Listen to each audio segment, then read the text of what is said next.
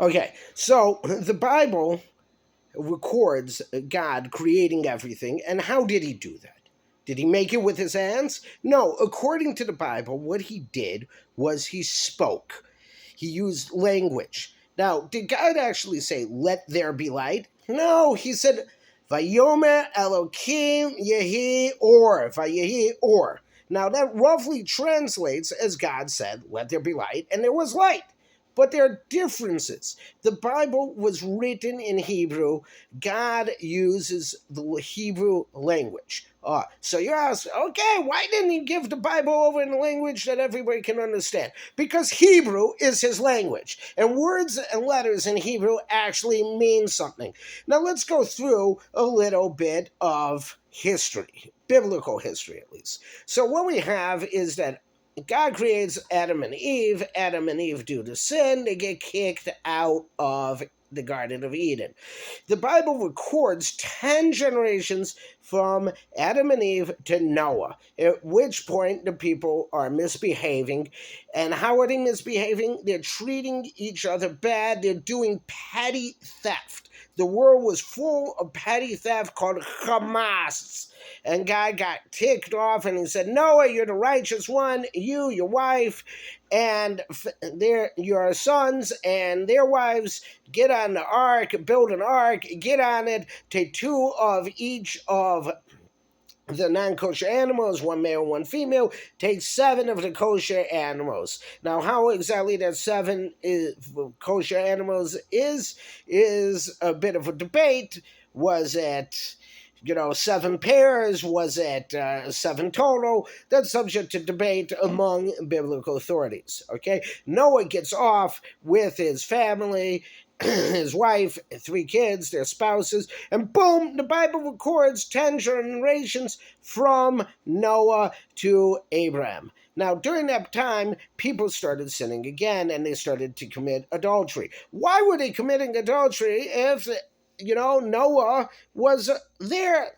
So, one of the popular answers given to that question is the fact that people started saying to themselves, "You know what, God is too busy. I don't want to bother him with my problems. You know what, I'm going to contact his emissary. I'm going to ask the angel that's in charge of rain, hey, can you send a message to God and let me have some rain?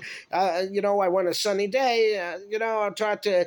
Basically, the angels are sort of like secretaries. And, people eventually down the line in those 10 generations started getting confused and not realizing that they're just emissaries, secretaries, and they thought that they had actual power on their own, and boom, we have idolatry happening. At which point Abraham got up and he said, "Hey, you know what? This is wrong. There's only one God." And everybody said to him, "You're wrong. Idolatry is the way to go. There's a God of the sun, there's a God of the good, a God of the moon, God of money, God of grass, etc., etc." And Abraham's like, "No, everything belongs to one God."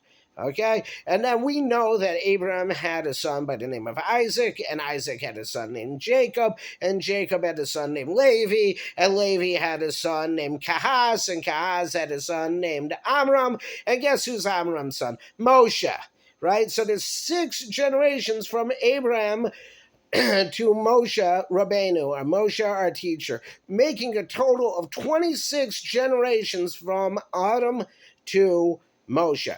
Now, incidentally, the numerical value of the Hebrew name of God, the Tetragrammaton, the Yud K Vav K, is 26, which also in a way corresponds to these generations. So now Moses gets the Bible, and in it is not just 10 commandments. There's a total of 613 commandments. If you actually look through it, there are probably a lot more. So how we break down what is considered a commandment versus what is just a thing that one is required to do, I don't know. It's beyond the scope of this lecture right now, or this video, rather.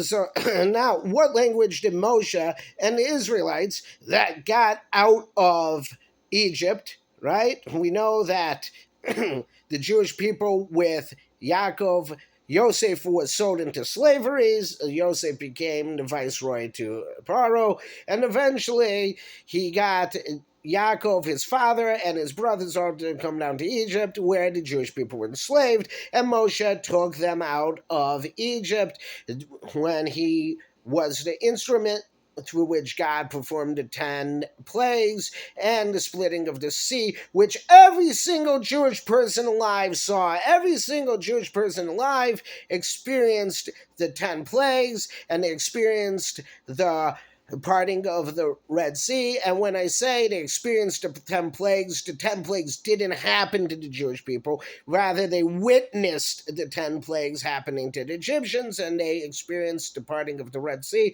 And then they got to Mount Sinai, where every single Jewish person alive experienced the revelation of Mount Sinai. And guess what language God spoke? Hebrew. And guess what language the Bible was given over to the Jewish people? And you guessed it, Hebrew.